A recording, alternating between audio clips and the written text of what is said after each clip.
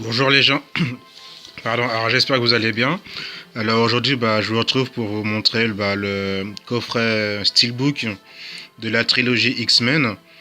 Donc là, je sais pas qu'est-ce qui s'est passé dans mon cerveau. En fait, j'ai commencé le déballage avant d'allumer mon smartphone pour filmer. Donc il n'y a plus le plastique, j'ai déjà enlevé le plastique, donc ça va nous avancer. Donc on va directement commencer par la présentation. Donc franchement, très beau steelbook, même s'il n'y a pas d'embossage ou d'effet de relief. J'aime beaucoup l'image qu'ils ont choisie, parce qu'en général, ils mettent le personnage de Hugh Jackman, Wolverine, toujours en avant. Mais là, il y a plusieurs personnages, donc j'aime beaucoup. Donc même si Wolverine, c'est le personnage principal des trois films, ce que je trouve ça dommage, ils mettent en avant les principaux personnages.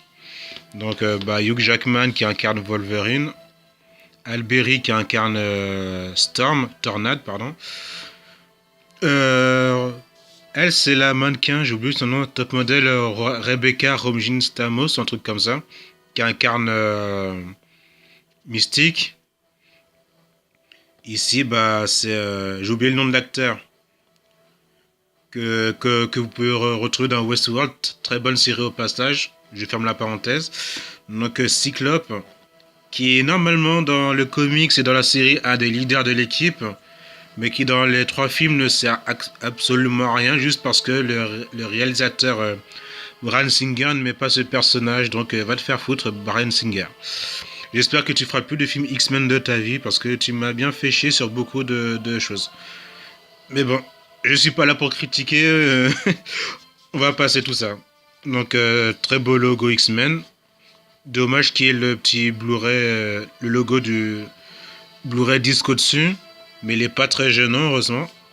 X-Men Trilogy, là c'est Jean Grey, Phoenix, Ian McKellen qui fait Magneto, Patrick Stewart qui fait le professeur Charles Xavier.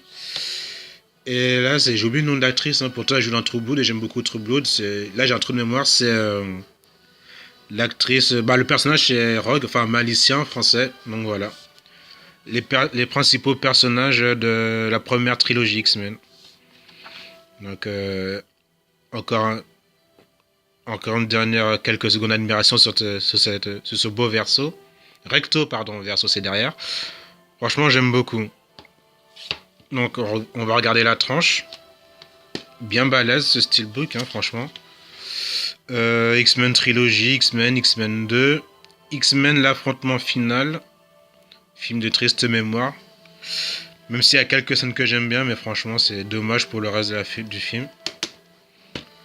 Alors, le dos, c'est pas le steelbook, c'est une fiche qui est collée, donc c'est le flyer qui annonce les films. Donc, retrouvez Hugh Jackman, Alberi, Ian McKellen dans les rôles des mutants cultes de Marvel. Donc voilà, ils annoncent les films, hein. X-Men, X-Men 2, X-Men l'affrontement final. Alors, X-Men 2, ça, c'est mon préféré. De loin. Voilà. Donc, on va voir l'intérieur. Ah non, pardon, il y a un flyer. On va enlever le flyer, c'est vrai. Alors, le flyer, oui, Wolverine, donc Wolverine. Hein. Donc, voici les trois griffes, trois des griffes de Wolverine qui transpercent le steelbook. Vraiment magnifique image. C'est vraiment dommage que ce ne soit pas en relief parce que ça aurait fait encore un plus bel effet. Franchement, l'image est magnifique. Bon, en bas, ici, il y a des crédits. Ça me gêne pas trop, mais je trouve ça dommage. J'aurais préféré ça. Mais là, c'est vraiment tout petit parce qu'il y a d'autres steelbooks où, franchement, ils abusent sur les crédits. Là, ça va, ça passe encore. Donc, voilà, les griffes à l'adamantium de Wolverine.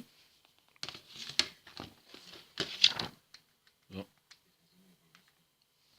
On va retirer ça.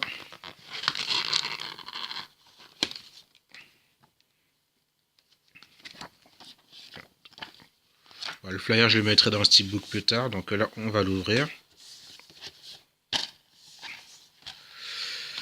Voilà.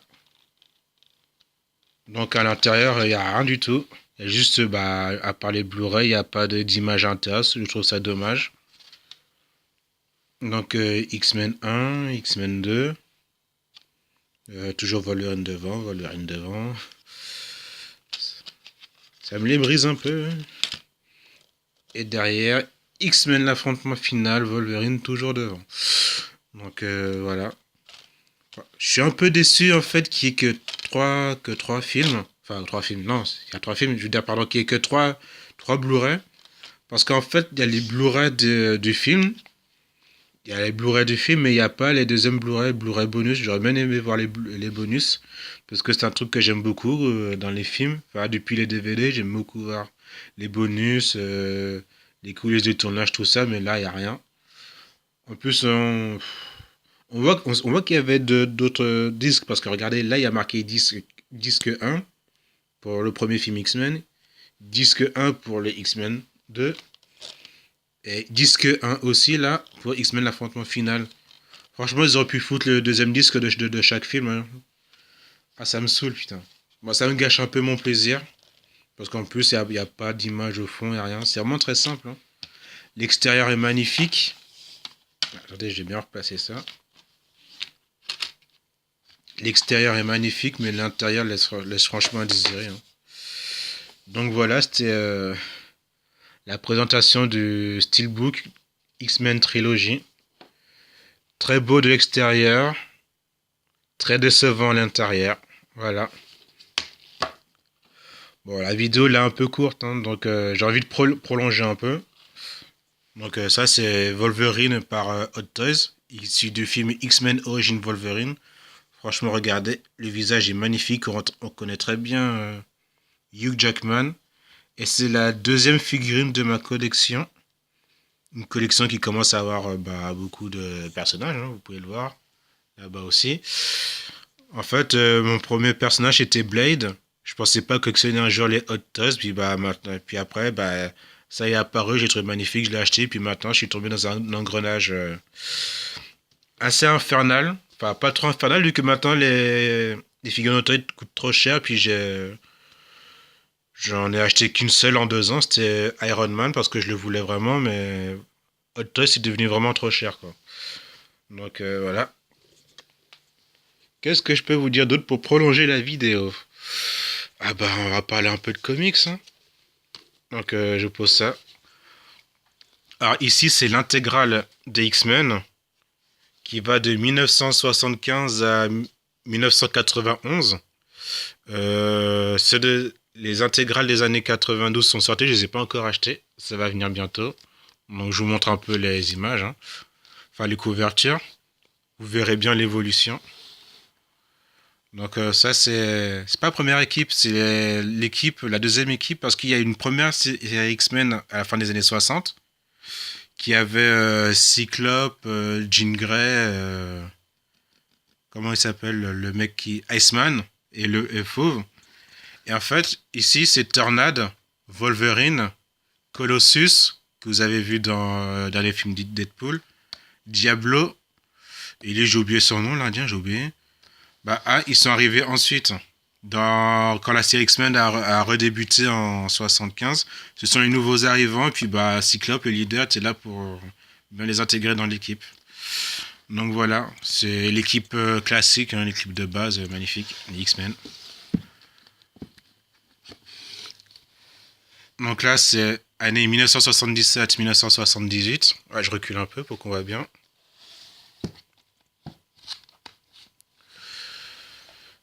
Là, c'est année 1979. J'ai quelques trous dans ma collection parce que j'ai pas réussi à retrouver toutes les années encore. Alors, 1980. Cyclope et Jean Grey. Avec John Romita Jr. au dessin. Chris Claremont, classique. Hein, il a resté une dizaine d'années, voire 15 ans sur les X-Men, je crois, je sais plus. 1981. Alors ça c'est Days of Future Past, hein, vous reconnaissez un peu le look. Le fameux épisode qui a inspiré le super film, parce que c'est mon deuxième film préféré X-Men, hein, X-Men Days of Future Past. Mais ça représente que seulement qu'un ou deux épisodes des comics, hein, donc c'est marrant que c'est une histoire marquante qui a un peu inspiré le film et qui dure seulement que 2 épisodes. Donc c'est assez bizarre, mais c'était pas mal. 1982.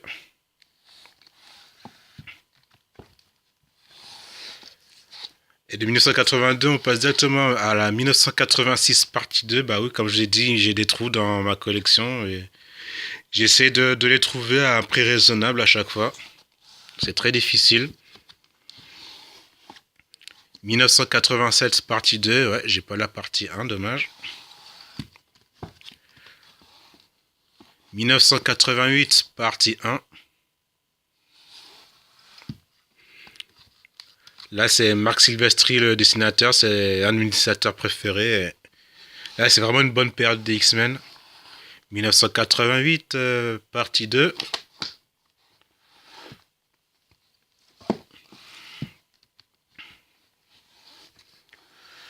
1989, partie 1.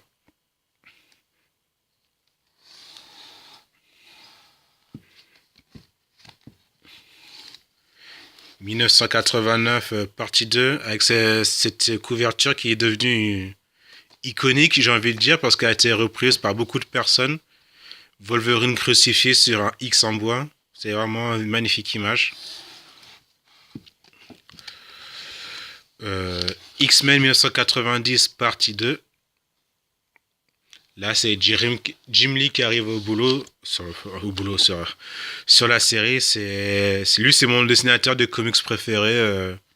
Un jour, je vous en parlerai plus longuement, mais lui, c'est vraiment le gars qui m'a fait aimer les comics, quoi. Donc voilà.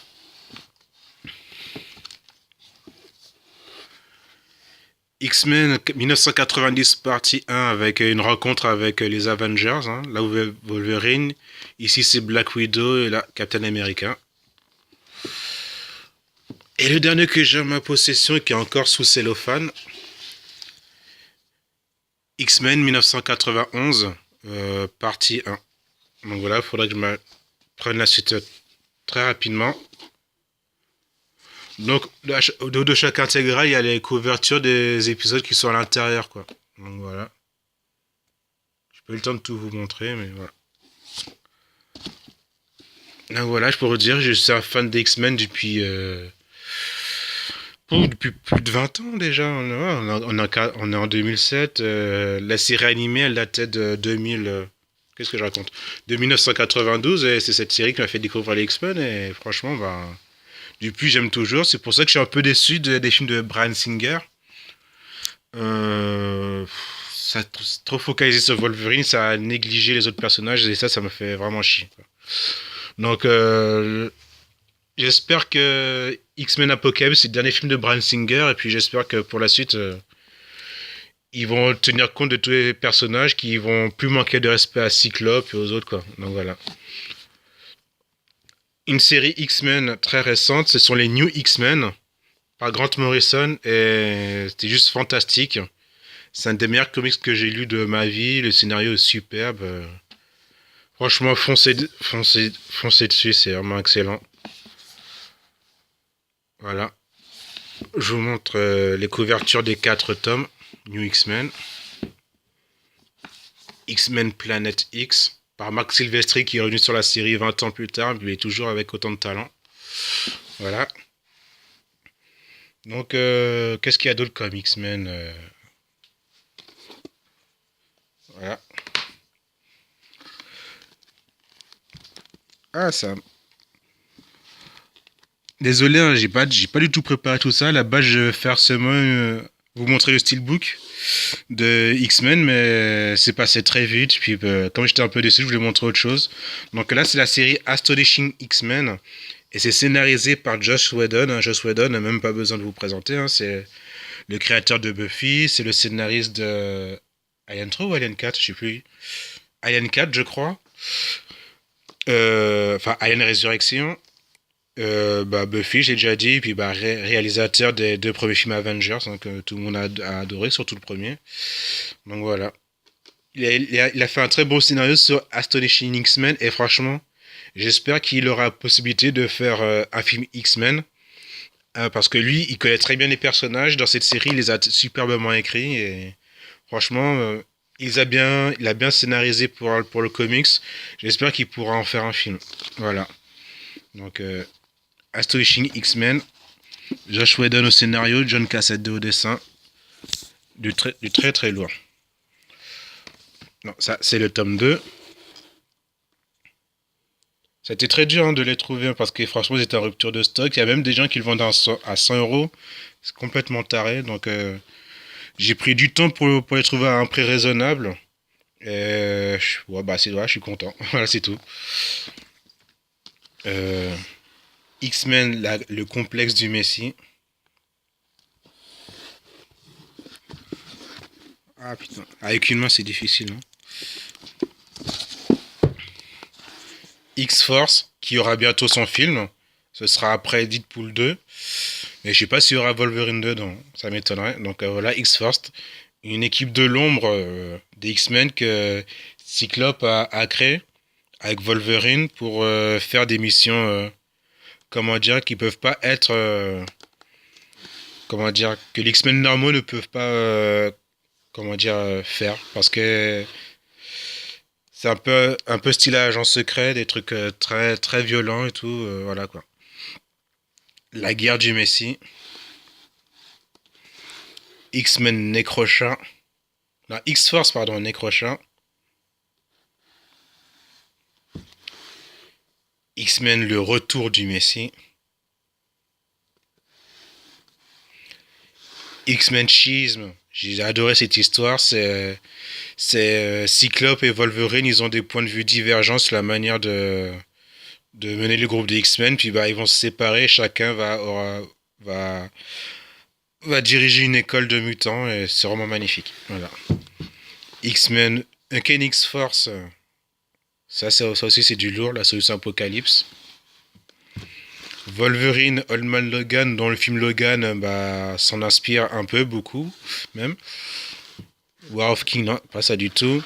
X-Force, sexe plus violence, c'est un titre racoleur, hein, c'est surtout de la violence. Avec Wolverine et Domino comme personnages principaux.